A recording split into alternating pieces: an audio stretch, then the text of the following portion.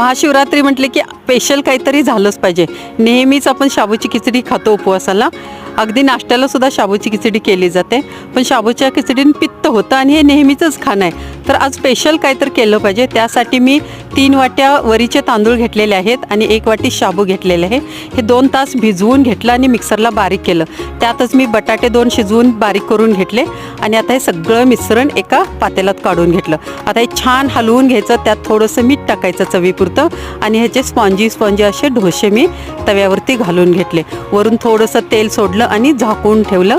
वाफेवरती खूप छान हे डोसे तयार होतात. अगदी मऊ मुलायम डोसा आपला हा तयार होते आणि खूप सोपी पद्धत पण आहे आणि पटकन होतं करायला. मोस्टली वरी आवडत नाही सगळ्यांना, पण वरीचे असे डोसे केले तर मुलांना सुद्धा आवडतील. खूप टेस्टी पण होतात.